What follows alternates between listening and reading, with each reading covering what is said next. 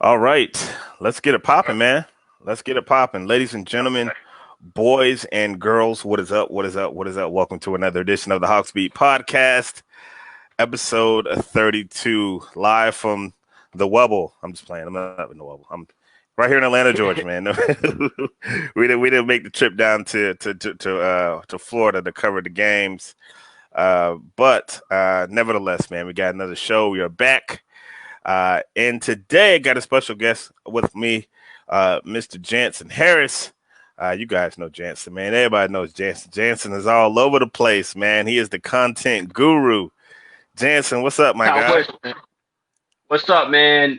Thank you for inviting me on your podcast. Love the work you're doing, especially with the WNBA, man. You're educating a lot of us out here who are a little bit sometimes ignorant of the sport and stuff. So thank you for inviting me on. I'm excited to be here.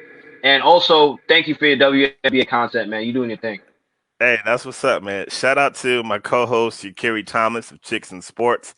You can catch us on the weekend on ATL Dreaming, man. We're covering all things Atlanta Dream, WNBA. So if you want to learn a little bit more, come check us out, man. Follow us at GTR 1100 on Twitter.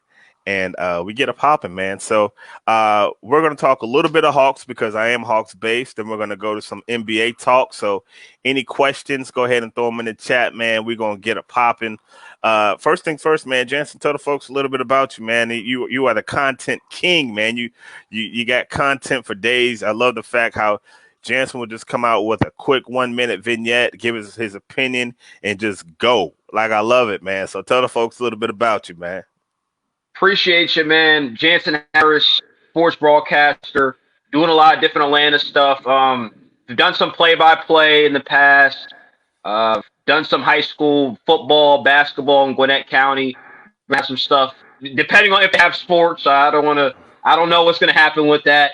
But right now, doing a lot of YouTube stuff. Just Good Network. Go follow us on that. Our Facebook page. We try to drop content every day. A little bit of everything. Mainly a lot of Falcons recently, just putting out that content and basically linking up with a lot of broadcasters, especially on the internet wave, which is the future. So just blessed, man, and just continuing to work on that broadcasting game, build teams, build relationships, and just work our way through this COVID-19. That's what it's up, man. It's all about building relationships, man, and chiseling that craft. Chiseling the craft. I know it is for me. I know it is for you, man. But before we get started, man, and again, this is the Hawksbeat podcast live coming to you on Facebook, Twitter, and Periscope. But before we get started, we have to just make it known, like we do on every platform that I have. It has been 150 days since Breonna Taylor has been murdered by the cops while she was in her home resting. And as long as we have a voice, as long as we have a platform, we will always make it known that those cops need to come to justice. She is just one of many. And this is the time, man, I always just take a moment to just say rest in peace, Miss Breonna Taylor. Prayers up to the Taylor family. And we demand justice for the cops who killed Breonna Tayller. So I just had to get that out there. A little bit of housekeeping, Jansen, man. That's what we call in the biz housekeeping. I understand it, man. It's an important message. I respect you for putting it out there each and every time. I respect that. I get it. Yeah, man. No doubt, man. So, again, man, if you guys want to get in on the chat, got any questions, go ahead and put them in there. First things first, man, let's wrap about the Atlanta Hawks. We both live here in Atlanta. We both have some thoughts on the Atlanta Hawks. Just looking at this team for next year. This year was a year where they took in a lot of contracts, and they Travis Slink, the GM, he had a plan to take in these contracts, knowing that next year all of these guys are going to be gone. So there's no Evan Turner eating up the contracts. There's no fat contracts. Next year you're going to have as close to your core as possible. You got your starters, and you have, I think, 3 extra guys are under contract. What do you think are some pieces this Hawks team needs for next year? What type of player do you see the Hawks needing? I think the Hawks need, and I know they're going to have a high draft pick being 20 and 47, second worst team in the East. I think maybe Anthony Edwards, maybe a defensive-minded vet. I bringing him in. It doesn't have to be extremely good, but some leadership. But a guy who could come in and give them certain minutes. Now, I'm not throwing shade at Vince Carter. I know everybody in Atlanta loved him. I just thought they should have went with a guy who could contribute a little bit more. So, I just think the Hawks should bring in basically some defense, guys who are willing to play defense, guys who are willing to listen to Lloyd Pierce, his message, who could complement Trae Young, who a guy Trae Young can respect, a guy that some of these young guys can respect, Cam Reddish. So I think they need defense. I think the Hawks need to be more defensive minded. I know they're trying, but they need a little bit more effort on defense. Yeah, definitely. I saw the post you made about Vince Carter the other day. I know people hated me for that, man. Yeah, I was about to ask you, what kind of pushback did you get back that? Because Atlanta Hawks Twitter, man, and Atlanta Hawks Facebook, they will let you know their feelings, man. They ride hard for their squad. What kind of pushback did you get on that? Let me just tell you this. I'm so happy I'm not popular at all, really, on Twitter. So not that bad. Not that bad. But, again, I respect Vince Carter, everything he's done. I respect the fact that he was able to last that long in the NBA. I can't hate on a man for getting his check. I just thought maybe a younger guy who might not have that experience, who might not get an opportunity, could have took that spot. That's not a personal shot at Vince Carter. That's just what I believe. Now, could Vince Carter have played major minutes, or maybe not major minutes, but more minutes on a different team? Maybe, maybe not. Just the games I saw with Vince Carter, he didn't look that good to me, which he's in his 40s. He's the first player to play in 4 decades. So I don't think it was out of hate. It was just more of, I would have loved to see younger guys get opportunities that might not have gotten. Bruh, you don't have to explain it to me. I mean, I've gone to battle with Hawks Twitter many a night, bro. Like during the season, sticking up and holding the flag for Coach Pierce, especially during the beginning of the season when the roster was trizash, and folks are getting mad at Coach Pierce for his lineup decisions. And I'm like, yo, man, like what is it that you want from the guy? Who is the mysterious player that you want to get playing time that's not getting playing time? Folks just getting their feelings. But I mean, but that's what you said. Like, you have to look at it objectively and with a sense of, kind of a level head. And fans don't always have that ability. But yeah, man, I thought it was hilarious, man. I had my popcorn ready and I was waiting for you to get some push. But shout out to Vince, though, man. One of the coolest dudes I've ever covered in the NBA, man. Always has a lot to say. He'll talk your ear off, but cool dude. I mean, shout out to him on a Hall of Fame career. A big debate in the city of Atlanta since draft day has been the Luka versus Trae debate. And I find it so amusing because the only people that really care about this debate are people that live in Atlanta and people that live in Dallas. And to see the hatred that both of these guys have for each other, I mean, both of their fan bases, because Luka and Trae are really, really good friends. That's the funny part. But like Team Luka and Team Trae hate each other. What are your thoughts on, the whole Luka versus Trae debate and all of that jazz that we see going on in the city?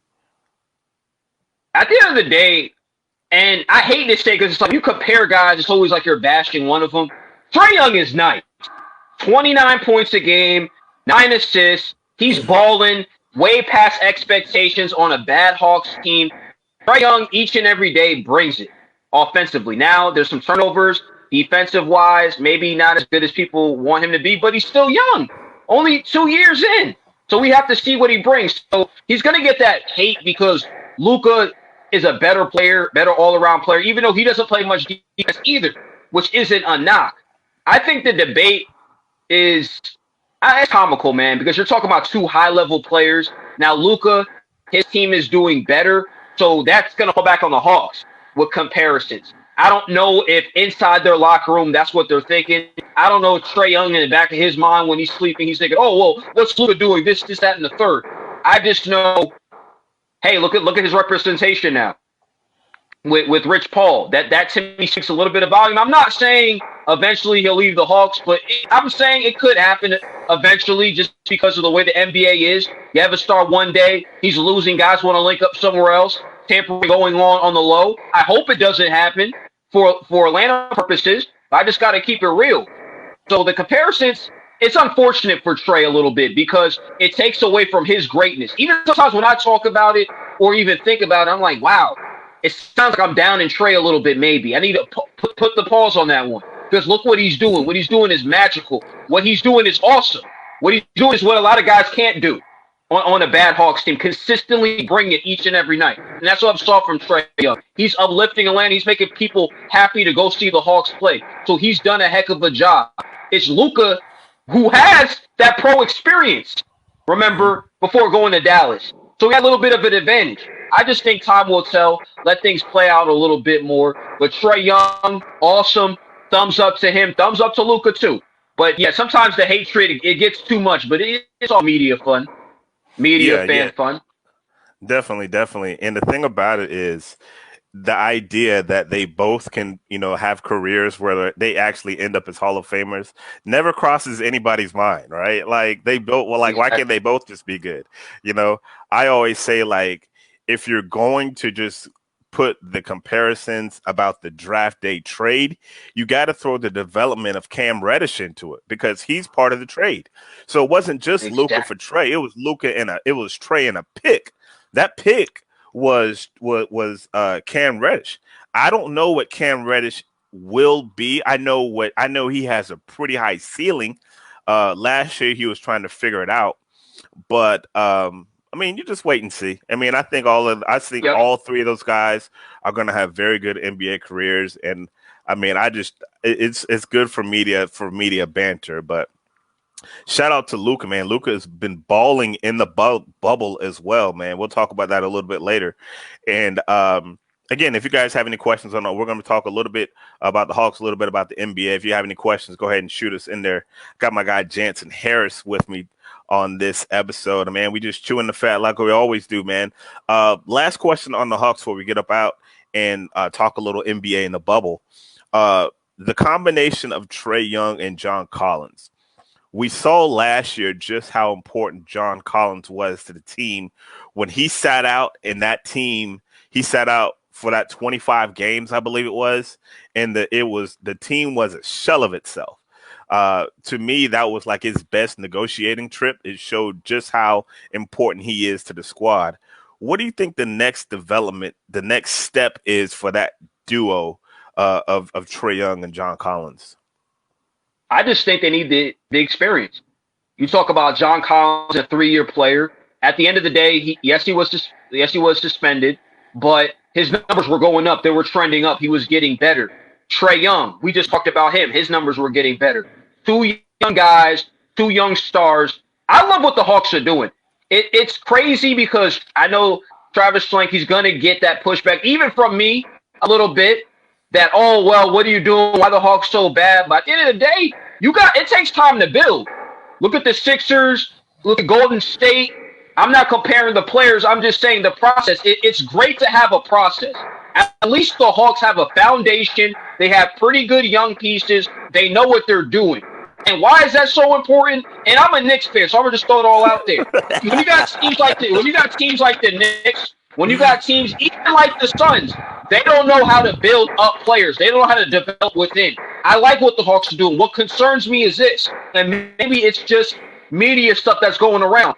I'm hearing Lloyd Pierce, Trae Young maybe not getting along, but I don't know if that's just the articles I was reading. That might not be true. You're closer to the team. You probably have a better answer. I'm not trying to put you on the spot. I'm just saying I've read things like that. And I just hope they're committed to Lloyd Pierce because, to me, you got the young core players. Be committed to that coach, too. I think coaches sometimes get dismissed a little bit too quick just because they're not winning. When you got a young team, it takes time to develop. Most of the time, young players don't do great deep into the playoffs unless they have vets on their team to support them. So this Hawks team, I like what they're doing.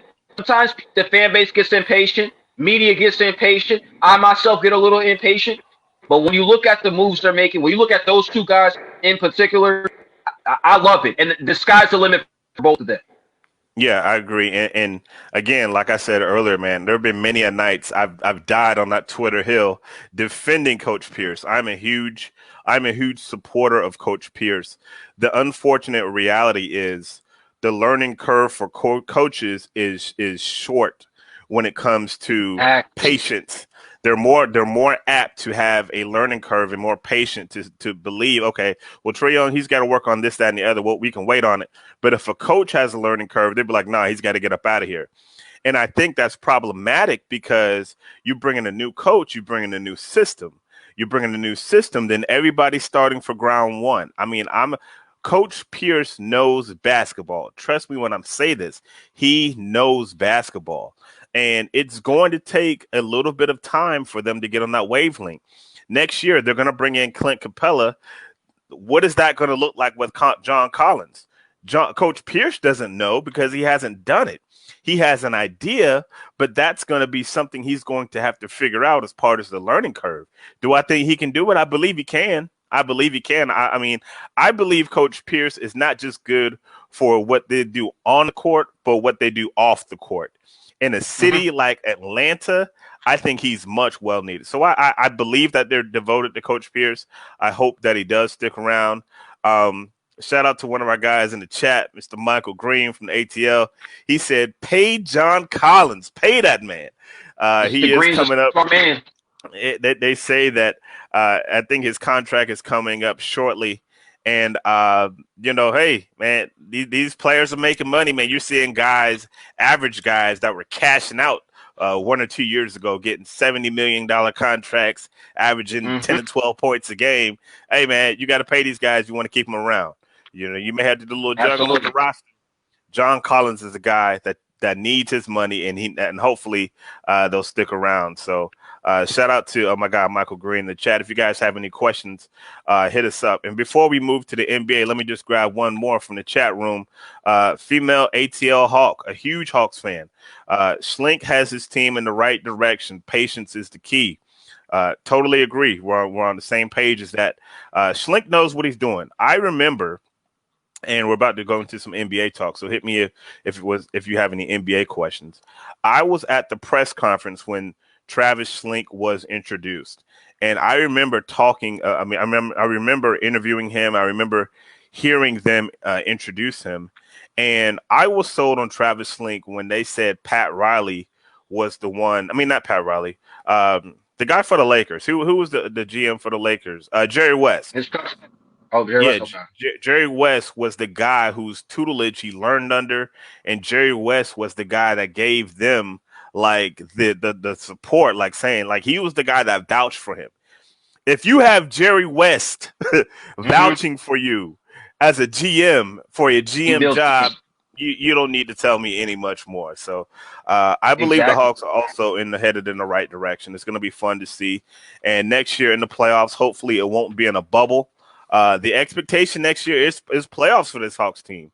I believe in the East that is kind of watered down. They can grab an A seed, they can grab a 6 seed, maybe a 7 seed or something like that. I don't know if they're ready to take like a top tier leap, but what are your thoughts as far as expectations for this team next year? I think you hit it right there on that, on the mark. This Hawks team can make the playoffs next season. Also, gives Clint even more credit for that Clint Capella trade. I didn't really like Clint Capella's role with the Rockets, but this is what the Hawks need. A big, committed to defense, pretty good on the pick and roll. He could block shots. He could rebound. I like him on the Hawks. Didn't really like him too much on the Rockets because I think the Rockets made him a little, try to make him more than what he was. But on the Hawks, I think it fits good. I think this is a good piece. He's that piece to me. If he stays healthy, that's going to get them in the playoffs and maybe win a game or two. Definitely, definitely so. Let's go to the bubble, man. The bubble. These games have been very interesting to watch, right? It's so weird to watch a basketball game without any fans. But I It will is. say It is. this of the NBA. Kudos to the commissioner of the NBA. This guy knocks it out of the park every single time, in my opinion. Um, as far as their creativity, as far as the whole fan experience, where they got the virtual fans going on. They do as much as they can for the home court. They brought DJs in to play music during the game. Nobody has tested positive for COVID while they're down there, which means whatever they have in place is working. Shout out to the commissioner for making that thing roll, man. Let's start with some NBA awards, man. The MVP race, of course, is pretty much down to two guys, Giannis or Braun. I don't know if you had a third guy. Who is your guy for MVP? And there's really no wrong answer because all of these guys who had consideration had great years. But what team are you on, man? Team Giannis or Team Braun? Or you got a third guy that you would give that MVP? I'm on Team Giannis with this one. Now, LeBron James is doing great things in year 17. I know a lot of people are like, oh, you're a LeBron guy, LeBron Homer guy. Again, the stuff Giannis is doing, especially defensively, his impact on this Bucks team is why he's the MVP.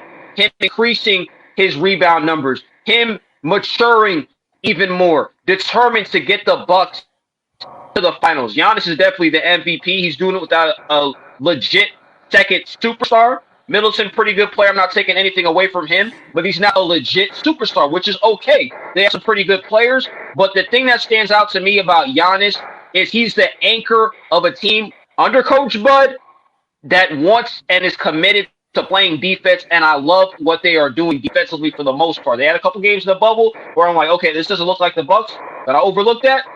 Defensively is where it starts and ends to me. That makes him stand out from LeBron James, makes him stand out from James Harden. A lot of people want to throw him in as a third one, but I'll actually throw in Chris Paul for the third one. But I got Giannis on this. I like that Chris Paul call, man. Very, very unorthodox. I love the unorthodox moves, man. Man, this is a tough one. You know, some days, to be honest with you, I'm like, Giannis is the MVP. And then some days I look up and I'm like, Braun is like, he's leading the league in assists. Like, yeah, like who does that? Like, in some days I go back and forth. If you put a gun to my head, I would probably lean Giannis because of the defensive factor, because of the brilliant year he had last year. He's doing better this year. He's added elements to his game. And you look at Braun, he's got a number two to fall on, which is Anthony Davis. I mean, that's no slack to Braun, but you know, Chris Middleton is no Anthony Davis. So exactly. I would give the edge to Giannis. And yeah, man. So I mean, both of those guys had great years. And CP3, man, who would have thunk the year he would have had an OKC? He could have just said, "Man, bump this, man. Y'all traded me I went from Houston to OKC with all these young guys out here." He could have just mailed it in. Shout out to him on just playing and balling, you know. Coach of the year, man. Your thoughts on Coach of the year? Coach of the year, I would give it to Nick Nurse. Okay, I like what he's doing with Toronto. Losing Kawhi Leonard, they could have packed it all up. This is really exposing more of Toronto's depth. I think that people are now seeing more depth in Nick Nurse and taking him even more serious as a coach. And the national people, I mean, on a national level now, people are seeing, well, this team was deeper than Kawhi was, which a lot of people knew, but just not like all around. Everybody thought, oh, it's just Kawhi's team. He's carrying this team that doesn't have great players, but you're seeing Siakam grow. You're seeing Nick Nurse as a leader, as the coach saying, you know what, we're not going to fall apart because Kawhi left. We're going to get even better. Fred VanVleet, he's doing his thing. Kyle Lowry's still proving that he's an all-star caliber player. They have just a bunch of guys. It's a deep roster. Proud of what they're doing. I think Nick Nurse is the coach of the year. But there's so many coaches that are having pretty good years. You go Billy Donovan with Oklahoma City doing what they're doing in the Western Conference. You could go Malone in Denver. There's different directions where you could go with this. The Mike Budenholzer, you can go with him as well too, Coach Bud. So a lot of guys that deserve it, but I'll go with Nick Nurse on this one. That's a good call, man. That's a good call. Last week when we did the show, I asked my guy Raphael, shout out to Raphael Haynes, of the 3-point conversion. And I said my guy would be Billy Donovan.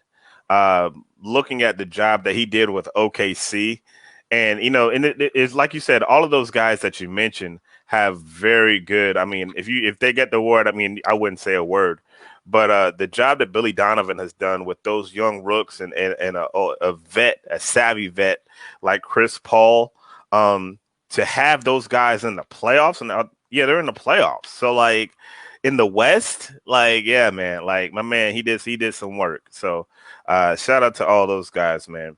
Um, in the bubble now, it has looked different, right? Because there's no crowd. There's a lot of aesthetics that aren't there. You don't have to worry about traveling, so all of those things are not even part of the bubble. But some guys have just really been balling. If you can name five guys, if I told you had to give me an all bubble team, and it doesn't have to be the usual suspects of LeBron and this, that, and the other, just five guys that you said, man, them dudes have been balling. Uh, who were some of the guys that you would pick on your list? Give me Dame Tastic. I like what he's doing, obviously. Give me Killer. TJ Warren, man. He's doing it for all the underdogs out there. I love what he's my favorite player in the bubble, man. He's doing his thing. He is doing his thing. I'm happy about that. Chris Paul too. Chris Paul, he's proving he wasn't the issue with the Rockets. So I love Chris Paul as a floor general. I just want to make that clear. I love what he's doing with them. So he's there. Carmelo, my favorite player. I've been telling people for years he can still play. Should be on the Lakers, but it's all good. He's there. Let me get Devin Booker. Okay. Let me get Devin Booker as well. I think that's five? four. Is that four? Wait, You that's see, four you guys. got Dame, Oh, you got Booker, you got Dame, you got Booker, you got Melo, CP3. I think you got one more. okay, Zion, and it breaks my heart, man. Again, as a Knicks fan, because the way Zion scores, it looks effortless. Zion don't even look tired. It's like, okay, here we go. Is that it? Like Zion just, man, he just gets to the basket. He scores. He's bullying guys, and to me, he's a tad bit overweight. And Yeah. just imagine what he could do. He's the fourth youngest player in the league. That's what scares me about Zion on limited minutes on a talented Pelicans team. Wow. Sky's the limit. Yeah, But those are the man. guys I've loved watching. If we get a full season of Zion where he can stay healthy, he can run off some of that weight. And, I think he's a tad bit heavy for everything that he is, which can lead to injury. But if he can just like have a full season where he's just running and healthy, bruh, like that is going to be fun to watch because the boy is a dog. The boy is a dog, and he doesn't even really know the NBA game yet. He's a rook. He don't know the game yet. He doesn't know the nuances of the game. So yeah, man, that's a solid five. Shout out to Michael Green in the ATL. He gave me four. He said Dame, Booker, MPJ, and Warren. Okay. So good solid four. Good, that's a good solid four. Um, my five is this. Of course, you got to lead the list off with Dame Dollar. Like Dame Dollar has just been Dame and CJ. I say this every time. That is my favorite backcourt in the NBA. No disrespect to the Splash Brothers. No disrespect to Wall and Beal. But that Dame and CJ combination is just a joy to. If you like ball, that is my favorite combination. And Dame has just Dame. You know what I'm saying? Gotta got Dame on the list. Like you, Booker has had a great bubble. Had that Phoenix team 8-0 in the bubble, doing just miraculous things, right? Um, I'm gonna go a little bit different. I'm gonna go Jason Tatum. Jason Tatum has had a pretty good bubble. I love the way his game is maturing. I still think they are I think they need to get rid of one guy on that team, and I don't know who it is for him to really step in to that next level, right? I think they got a little bit too many scores on that team, and I think if they let one more guy go, we'll really see what Jason Tatum can do. My last two guys are Luka Doncic, had a great bubble, just putting up phenomenal numbers, and my last guy had a triple double today. Ja Morant, man. Ja Morant, I love that kid. He plays fearless. He plays hungry. He plays angry. He will try to dunk on you from the free throw line and just like have no remorse. You know, he's got that Memphis team to the play-in game. He went for 12, 13, and 10 today. I just love Ja Morant, man. What are your thoughts on Ja Morant, man? Let me throw that to you real quick. He's explosive, gets to the basket. He's a highlight guy. He can pass. I love what I'm seeing out of him as well too. Him and Zion, they're great year one. Those are two guys who are going to be competing for that rookie of the year. He's probably going to get it because he played more games, but Ja's just explosive. I know they had the injury to Jackson, I believe, their second best player on Memphis. So that hurt them, but they won today. They won today, so that's good news, and they have an opportunity to make the playoffs. So the sky's the limit for them. Yeah, definitely. They have, and to before we go into looking at some of these playoff matchups, they get the dub today. That means they got a chance to for the play-in game. The Spurs are officially out. A 22-year streak has ended. Shout out to the GOAT, Greg Popovich, for my money, the best coach to ever do it, and that is including Phil Jackson. I mean, I'm a huge Popovich fan. Uh, Popovich, who has Budenholzer in his tree, Monty Williams, a number of Steve Kerr. All of those guys are under his tree. Um, so shout out to them for that crazy record. I mean, Spurs, man, they're just the model of consistency. But yeah, they got to go home today. they don't make the playoffs. So Got to end we're looking at. sometime. Yeah, it's got to end sometime. Memphis right now holds the tiebreaker over Phoenix, and it's really down to Portland. So if Portland wins, they're going to play Memphis for the play-in, and if Portland loses, Memphis is going to play Phoenix for the play-in. Either way, it's going to be really fascinating basketball because all of those teams have really played some dynamic basketball, and it's funny because you usually don't see that with teams at the bottom. The teams at the top, the Milwaukee, the Lakers, we see them kind of take the gas off. Everybody's like, "Oh, what's wrong with them? Look, man, they got their seed lined up. Like they don't care nothing about no basketball. Like they ready for the playoffs." So let's start in the East, man, and look at some of these playoff matchups. Uh, I would say the one for the sleeping, the sleepiest matchup, maybe the 1-8 matchup, the Bucks and the Magic. I can't think of a more boring series, to be honest with you. Like the Bucks and the Magic. Um, what do you out of all of these series? So you have the Bucks and the Magic, Miami, Indiana, Boston, Philly, Toronto, and the Nets. Which one of those series kind of intrigues you the most? I like what Indiana and how they're playing. I think the Pacers, Miami's going to win that series, but I think the Pacers could push them a little bit. I think the Pacers, they've been pretty decent in the bubble, and I love what Warren is doing. And I think he could be hot in the playoffs as well too. I think he can keep it up. He has momentum. He's playing with confidence. I think Indiana could surprise some people. Yeah, man. And then of course we're gonna get Warren versus Jimmy Butler part two. Seeing those dudes almost fight earlier, I think it was earlier this season, uh, is gonna be fun. It's gonna be fireworks, bro. Because like it's funny because like they're all in the same complex. So like, what is Jimmy Butler gonna do when he sees him like at breakfast getting some eggs? You know what I mean? Like, it's gonna be funny. I mean, I love Jimmy Butler. He is a straight dog. I think that 4-5 matchup is gonna be good. I'm selling everything on Philly. Um, no Oh Ben yeah, Simmons, a banged up Joe Embiid. I saw you did a little vignette on Philly, man. They're done. Stick a fork in them. What do you think yeah. let me ask you, what do you think the future is for that squad? Like, do they got to get rid of one of those guys, or do you think that they can work harmoniously? I just think they need the right coach, and it's no disrespect to Brett Brown, but he's probably going to get fired after they get eliminated, that's the inevitable. That's their situation. Unless something really surprising happens. I just think they need the right coach to come in there, a guy that's respectable, a guy who has a better resume, known for winning. I think then Embiid and Simmons, they need a guy they can respect. I don't think they respect Brown enough. I think they have some maturity issues a little bit, but I love both of their games. Now everybody talks about Ben Simmons, the 3-point shot. His shooting is bad. I think the right coach going there can help him with the shot a little bit. It doesn't need to be great. I think Philly It's still a team I believe in. I don't think they need to trade either one of them. Embiid could get better. He could take his game to the next level. He's still young. He just needs to stay healthy. I still believe in the Sixers. Just obviously not this season. They just need to find the right coach.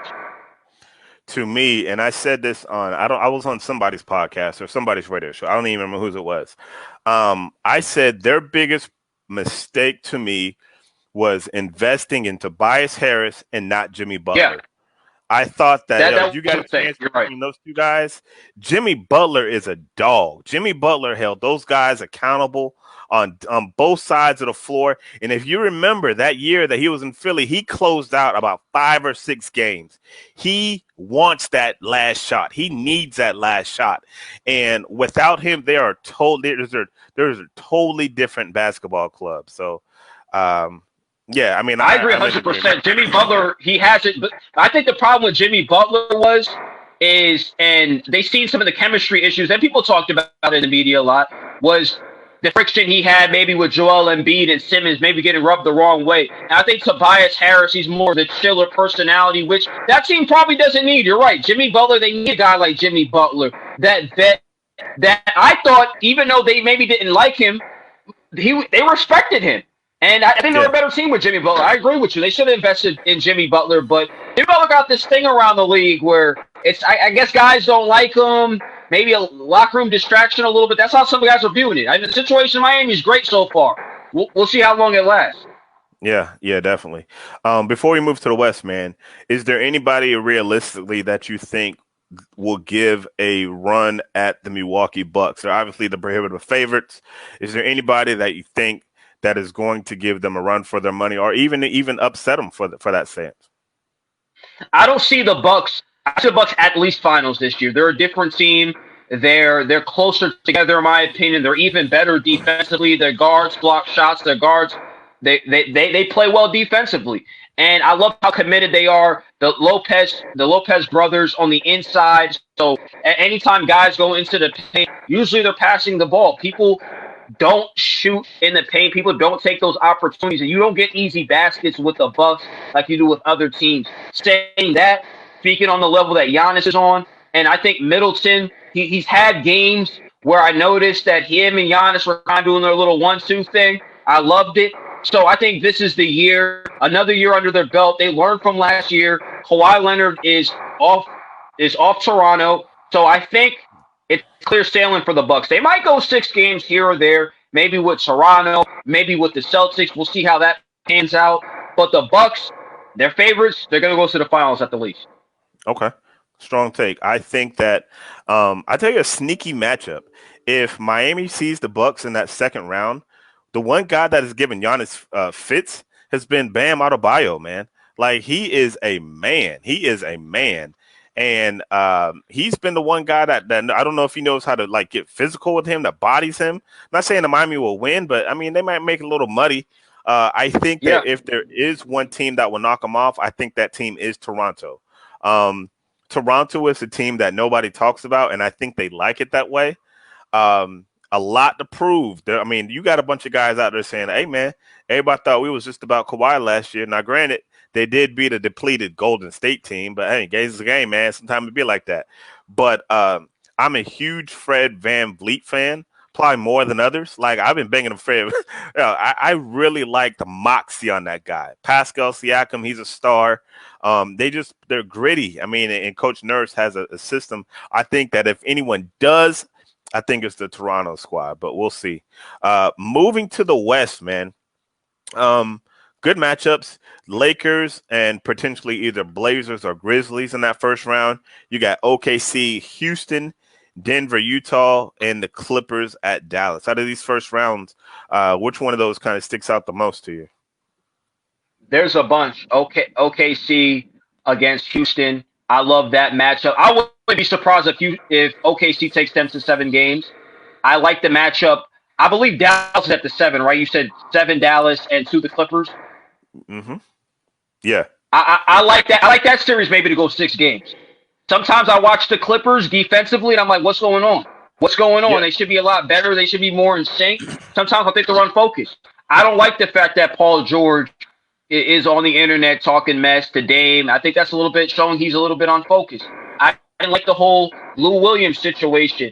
I'm not saying that's going to play a factor. I'm just saying I need these guys to lock in if they want to be, which a lot of people are crying them the team to give the Lakers the biggest run for their money.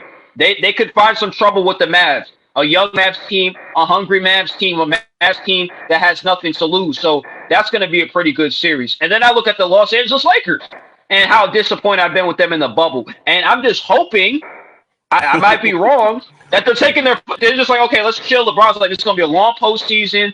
So I know that I need to conserve some energy, but they don't need to make this a 7-game series with the Blazers. I'd be concerned if that happens. They need to make a statement in the first round. This needs to be 5 games. It needs to be a 5-game series. I know a lot of people are saying 6. I'm hearing 7. I was on a podcast yesterday, Petty Sports.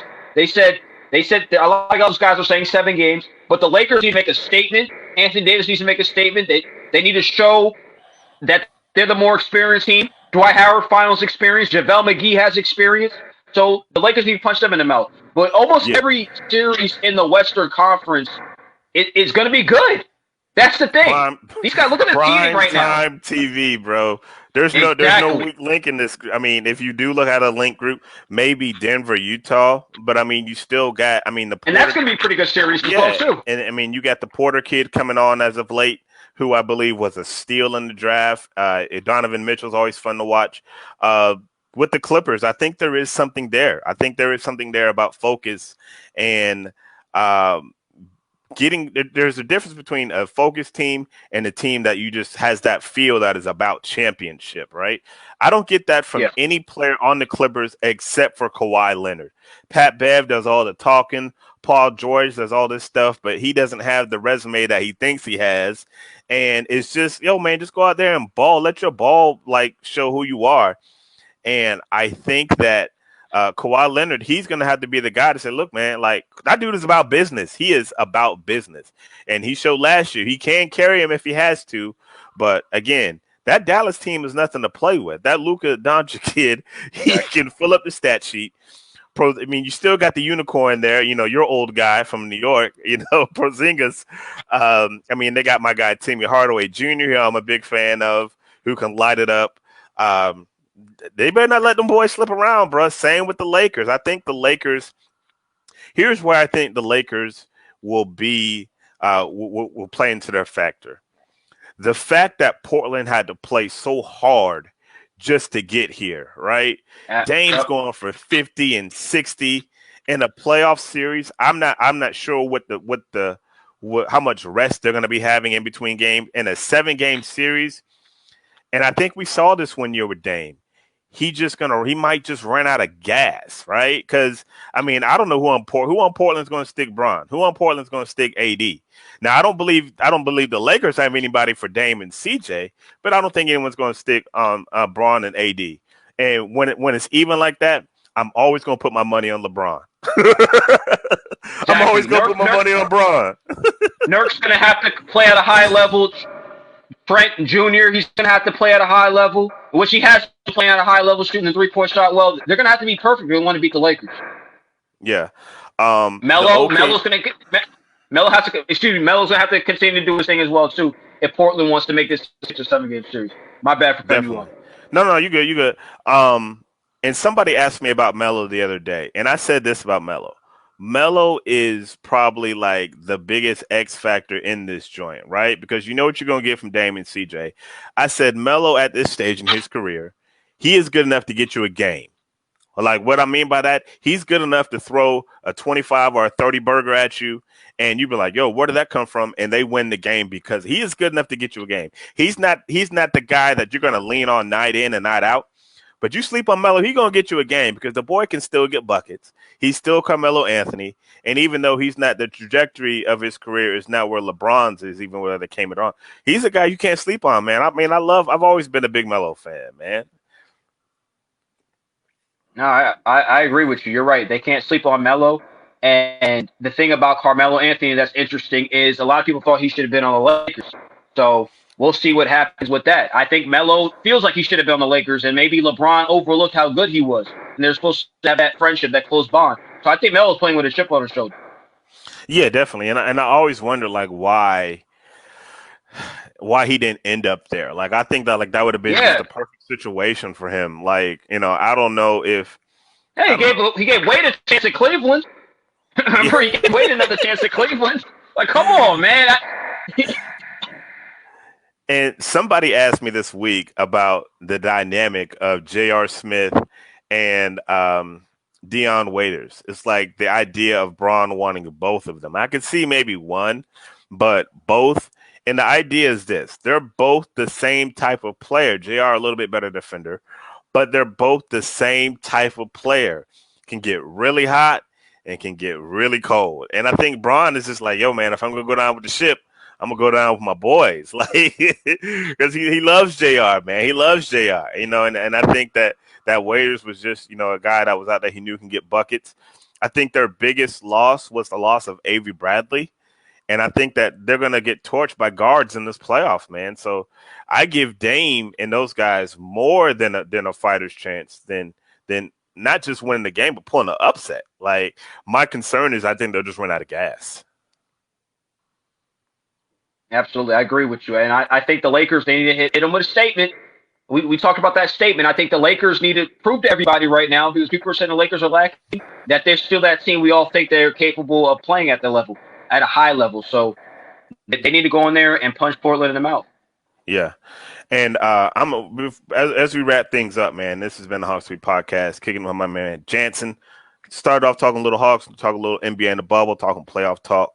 And as we wind things down, man, let me get a sleeper squad. We all know Lakers are kind of the favorite, Clippers. Who's your sleeper out west? My sleeper out west is it's a couple teams, man. It's a couple. It's between Denver and OKC.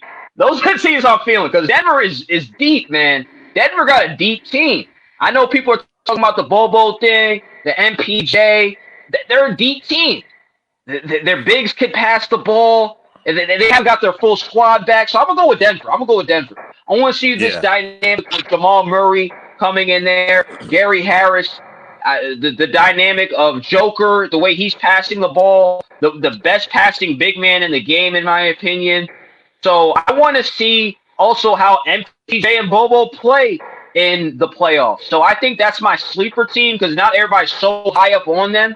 So it's either Denver or OKC, because I love what Chris Paul's doing with these young guys. He fits, and Chris Paul was always that point guard to me, even though he didn't get all the credit because of not winning a championship, maybe not coming up big in big games. A classic floor general that makes guys around him better. Classic point guard, could score, could pass, but he doesn't do too much and doesn't need to affect the game with just his scoring ability. So they have a puncher's chance in this one too, especially to knock off the Rockets, in my opinion. Yeah, man. Since you went Denver, I'm going to go OKC myself. Again, I think that Billy Donovan has done a great job. The Rockets, they're a team that can either beat you by 50 or they're going to lose by 50, right? Like, so the mantra, you live by the three, die by the three, and they're totally content with that. The difference is in the playoffs where the games a lot of times slow down. Like, are they going to be able to sustain the type of play that they have? Um, is it going to be different now that the crowds aren't there? That the whole mystique of the home court advantage is no longer a thing. What's the one thing that's always been James Harden's knock? Has been showing up in big games. Had that meltdown they had with that one year when they're in OKC. He's never been a guy where a big game has been there and he showed up and got his team to the next round of the playoffs. So now you don't have that element of the crowd there or whatever would give him jitters. But OKC is a team, man. They got Chris Paul and the Gilgis Alexander kid. We all know about Dennis Schroeder, and he plays with no fear. He's a guy you can't sleep on himself. So I really would like for OKC to just come in and just muddy things up a little bit. And I think that we're going to be surprised for a lot of things going down in the bubble, because it's not going to be what we're traditionally used to seeing. You agree? I agree, man. I love that take on that. I agree. Yeah, yeah, no doubt. So, um, Yeah, man. So I appreciate you for coming in, man.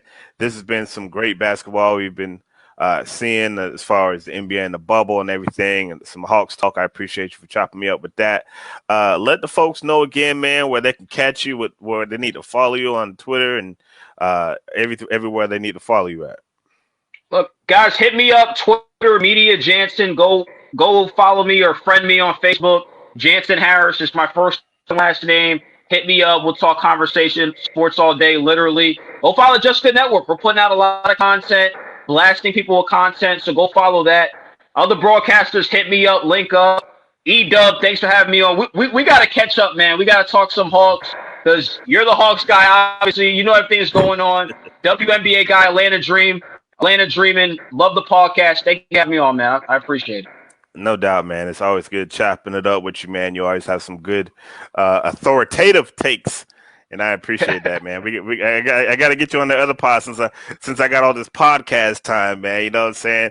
Shout out to the good folks at StreamYard with this nice setup and everything, and been testing out the bells and whistles, man. So definitely got to have you on the other pod as well, and indoctrinate you to the WNBA and give you up to date on the Atlanta Dream. So make sure you guys look out for the ATL Dreaming podcast. Follow us at Hawksbeat on the Twitters and Instagram. The Hawksbeat is also on Facebook. For the Facebookers, just go in that search column and search the Hawksbeat, all one word. Like our page, and then you'll be abreast as to everything that we got going on. Again, a special shout out to my guy Jansen. Special shout out to everybody there just doing their thing in quarantine, man. Make sure y'all are staying safe. Make sure that you're eating healthy, washing your hands, and wearing your mask. Wear your mask. Wear your mask. And, because it might save somebody else's life, not just yours. So for the Hawksbeat, for the Hawksbeat podcast, y'all know who it is, man. It's your boy E-Dub. I will see you on the go rounds. Thanks for everyone in the chat. Everybody checking us out on Twitter, everyone checking us out on Facebook, and everyone checking us out on Periscope. We will see you when we see you. Peace and love.